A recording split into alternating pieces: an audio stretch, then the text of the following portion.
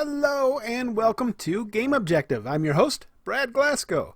In past videos, I've been rather critical of BioWare and, well, that's going to continue in this video. It's going to continue because some rather unusual opinions have been posted to Twitter by the new Dragon Age narrative director, and those opinions raise a humongous red flag. But first, before we get to the really interesting part, bear with me for a brief moment. For those of you who have not heard, the next installment in the Dragon Age series was announced at the Game Awards on Thursday with a short teaser. This teaser is just a camera pandering over a rendering of a creepy statue with a short voiceover by Solus, who, spoiler alert, turned out to be the Dread Wolf in Inquisition. The teaser reveals that the title of the next game will be The Dread Wolf Rises. Before that announcement, VentureBeat wrote a piece citing anonymous sources saying that the new Dragon Age would be announced at the Game Awards, which everyone already knew about. But then they say that it is at least 3 years from completion. BioWare pushed aside Dragon Age to focus completely on Anthem, they reported. After BioWare's teaser, it appears that VentureBeat was correct. Mark Dara, the executive producer of The Dread Wolf Rises, said simultaneously that they have been working on a new Dragon Age game for quite a while now, and that he has been focused completely on Anthem. While the executive producer of the Dragon Age game has been focused on Anthem, the rest of the team, quote, has been hard at work exploring ways to push BioWare's storytelling to the next level. Everything about that announcement screams that the next Dragon Age is years away, when the executive producer isn't even working on it full time yet, and they're, quote, exploring ways to take their storytelling to the next level. That tells me they don't even have the story down yet.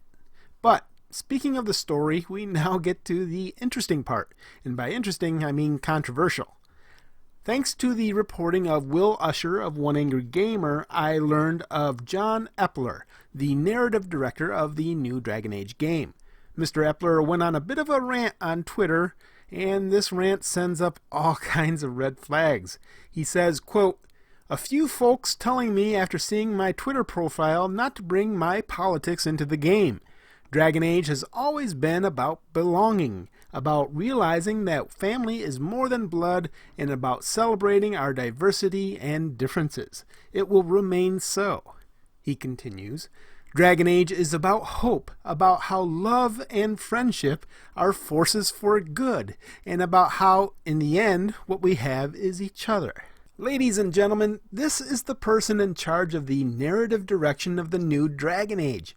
And I'm not certain that he played the same 3 Dragon Age games that I played, because I remember, at least for the first 2 Dragon Age games, I honestly don't really remember much of Inquisition because it was frankly pretty boring, but the first 2 Dragon Age games were dark fantasy, and it was appropriate. You could make some evil decisions in those games that had nothing to do with belonging or family or celebrating diversity.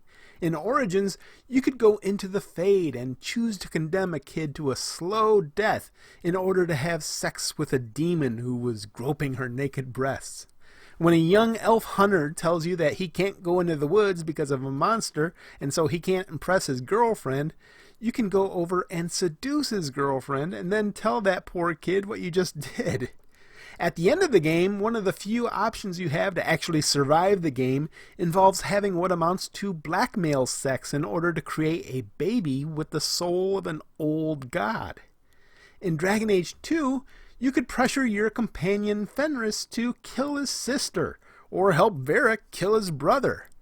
These games are dark fantasy, and appropriately so. That's what they should be. The second game has a lot to do with your family, of course, but it's not all love and belonging and celebrating diversity.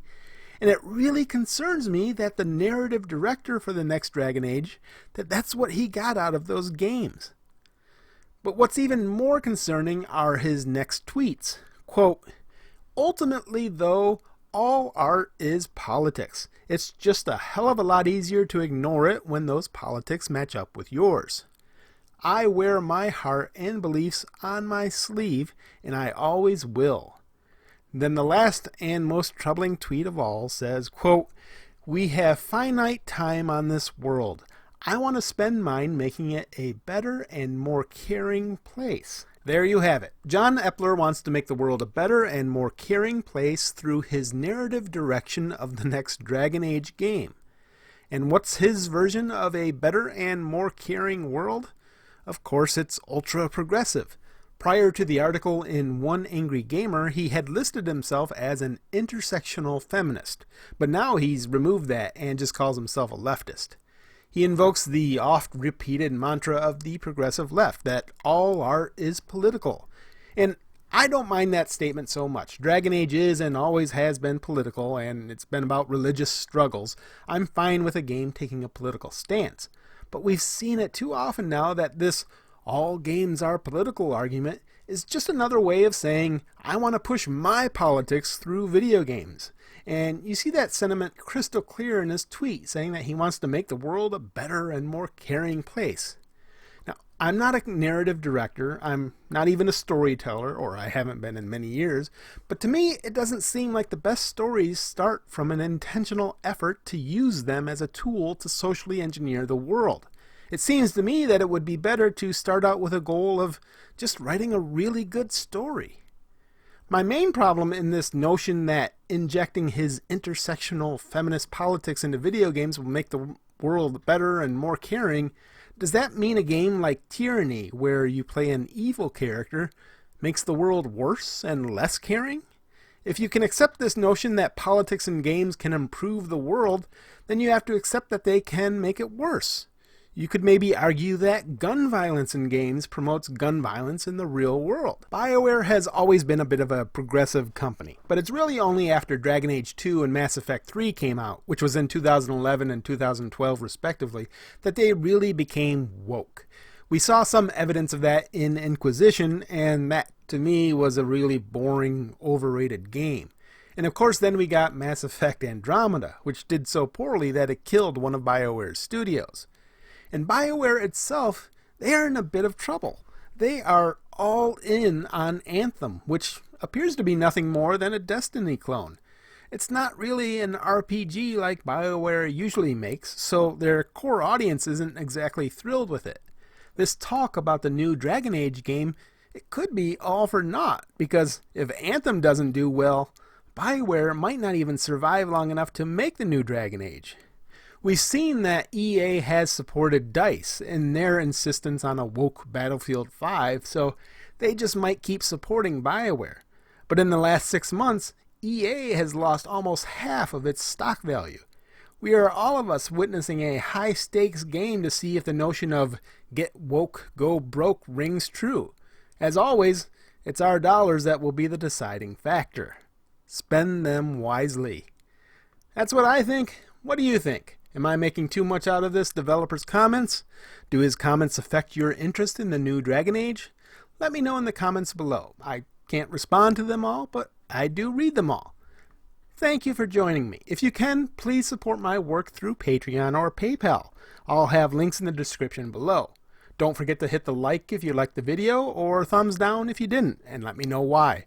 Until next time, this has been Brad Glasgow with Game Objective. Thanks for watching.